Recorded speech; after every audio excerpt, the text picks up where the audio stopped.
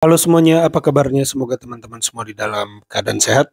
Ya, saya menemukan sebuah video ya, di mana Gibran itu meminta anak TK disuruh belajar matematika. Di sini akan dibantah oleh Rocky Gerung ya teman-teman. Nah, bagaimana videonya?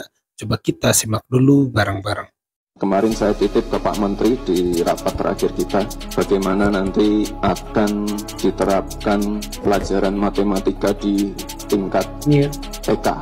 Dari mana ada ide untuk mengubah kurikulum TK supaya dari sejak TK anak-anak itu diajar matematika? Pedagogi macam apa itu? Di seluruh dunia anak TK itu diajar bermain supaya rekreasional tumbuh. Imajinasi tumbuh dari dia bermain. Yang Gibran lakukan ini menurut saya ini bagus, keren. Wakil presiden loh, turun tangan langsung. Ini kalau bisa mungkin di tingkat SD atau SMP mungkin diterapkan juga sekolah pelajaran coding. Dari mana tiba-tiba ada ide bahwa anak SD mesti dilatih berpikir matematika? Kan mestinya kita dengar sesuatu dari sang ahli. Ketika anak baru masuk SD, jangan mereka ajarin baca tulis, bahasa Inggris, matematika dan sebagainya, jangan dulu, tapi mereka belajar tentang etika. Saya pendekatannya psikologi sebenarnya dalam konteks ini. Jadi apa yang membedakan sekolah di Indonesia dengan sekolah di negara-negara yang maju? Sekolah di Indonesia itu, anggaplah otak anak kecil itu karet yang masih kecil seperti ini, dijejalin pengetahuan sampai robek. Akhirnya mereka trauma belajar. SMP itu kalau guru nggak masuk, hore, senangnya luar biasa. Artinya mereka sebenarnya melakukan pemberontakan terhadap ilmu pengetahuan. Yang Gibran lakukan ini menurut saya ini bagus.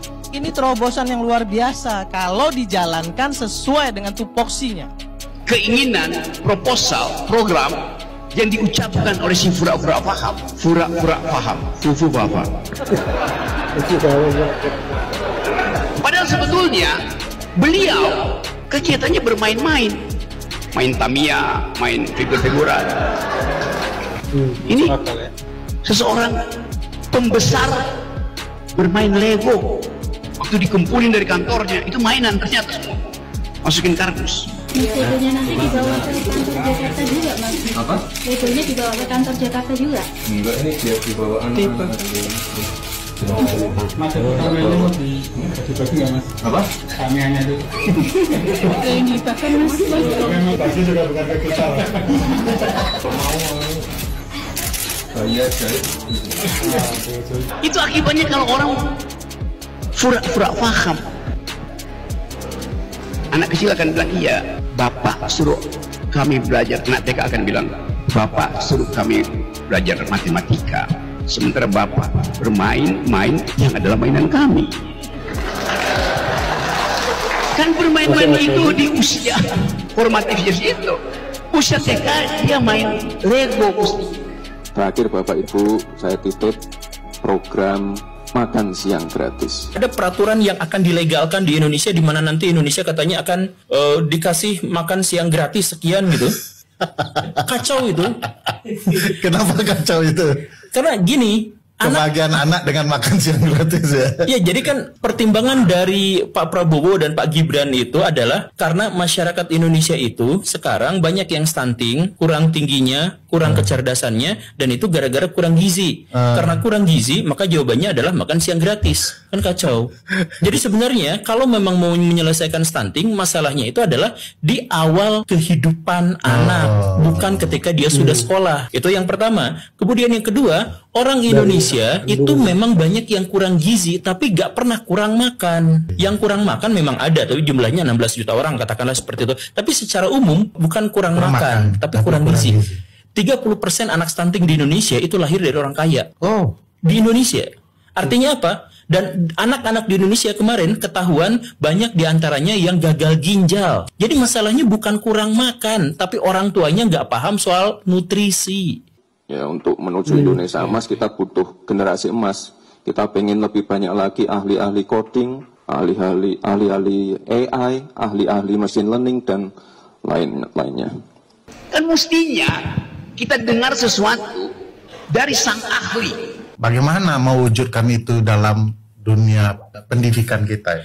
Saya mengusulkan di banyak kesempatan bahwa ketika anak baru masuk SD, jangan mereka ajarin baca tulis, bahasa Inggris, matematika dan sebagainya, jangan dulu, tapi mereka belajar tentang etika. Kemudian yang berikutnya misalkan kelas 4, kelas 5, kelas 6, jangan kasih PR, jangan kasih ulangan, tapi ajarin mereka tentang sesuatu yang lebih dasar-dasar bagi pengetahuan, berhitung, membaca, bersosialisasi dengan orang lain dan sebagainya. Kemudian SMP, nah mereka mulai belajar tentang critical thinking, berpikir secara metodologis. Gak harus mereka itu benar-benar menguasainya. Yang paling penting mereka itu terbiasa dengan perbedaan, terbiasa dengan argumentasi. Kan SMP itu jangan dulu dikasih pelajaran-pelajaran yang dalam, tapi mereka itu justru dikasih bagaimana caranya mereka berpengetahuan. Sering ini saya pendekatannya psikologi sebenarnya dalam konteks ini.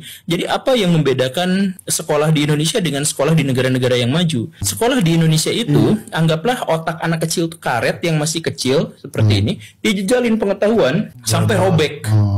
Akhirnya mereka trauma belajar. SMP itu kalau guru nggak masuk, hore, senangnya luar biasa. Artinya mereka sebenarnya melakukan pemberontakan terhadap ilmu pengetahuan, terhadap otoritas dari ilmu pengetahuan. Nah, sedangkan pendidikan di negara-negara Barat itu, waktu SD SMP itu nggak dikasih ilmu pengetahuan, nggak dijejalin, tapi ininya dibuka, ditarik-tarik gitu, sehingga supaya dia cukup untuk menampung ilmu pengetahuan. Betul sekali. Jadi seiring bertumbuhnya usia ditarik-tarik kayak gini. Jadi SD di Indonesia, anak SD Indonesia dijamin lebih pintar daripada SD Jepang. SMP anak Indonesia dijamin lebih pintar daripada anak SMP di Finlandia. Itu dijamin secara pengetahuan. Makanya kita menang Olimpiade itu. Iya.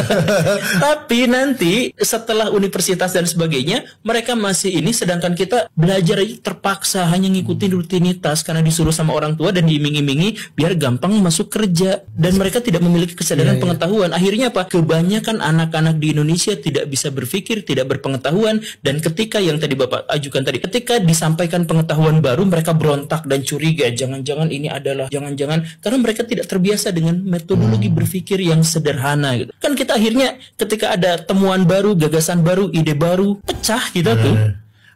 Analisa itu menjawab pertanyaan ini, Tuan Guru. SD sampai SMA kita juara Olimpiade terus, tapi tidak ada satupun yang dapat Nobel Prize. Iya betul, iya betul sekali. Jadi kita misalkan melihat ya anak-anak yang di negara-negara maju itu di usia SD mereka sudah bisa berdialog, berdiskusi, berdebat dengan dan mereka terbiasa untuk berdemokrasi. Jadi anak-anak siapa di sini yang mau jadi ketua kelas? Banyak tuh yang ngacung. Saya kenapa? Karena mereka percaya bahwa mereka punya visi, punya gagasan yang harus diwujudkan. Nah, sedangkan anak Indonesia, siapa di sini yang mau jadi KM? Kamu maju. Persis begitu. Sampai kuliah. Ya itu teman-teman, memang kalau bicara pendidikan ini kompleks ya. Ketika Mas Wapres berkata ada coding di SD ya, lalu matematika di TK ya, itu tidak sesederhana itu ya. Kita bisa merujuk pada negara-negara yang sudah dibahas tadi ya, misalnya Jepang yang konon sampai TK atau sampai SD saya lupa tuh masih belajar soal moral ya. Lalu negara-negara Finlandia mungkin ya masih fokus pada daya kembang, kreasi, imajinasi, percaya diri, etika anak-anak. Jadi, apakah sudah waktunya PK diajari matematika? Nah, ini kan bisa kita bandingkan sama negara lain yang sudah lebih dulu maju pendidikannya. Apakah demikian mereka melakukan pembelajaran pada anak TK? Nah, ini kan menjadi diskusi panjang lagi ya, teman-teman. Dan kritik-kritik yang ada itu saya pikir berdasar ya. Ya itu aja video kali ini. Terima kasih buat teman-teman yang sudah menyimak sampai selesai. Kalau menurut teman-teman bagaimana, coba tulis di kolom komentar. Itu saja video kali ini. Sampai jumpa di video saya selanjutnya.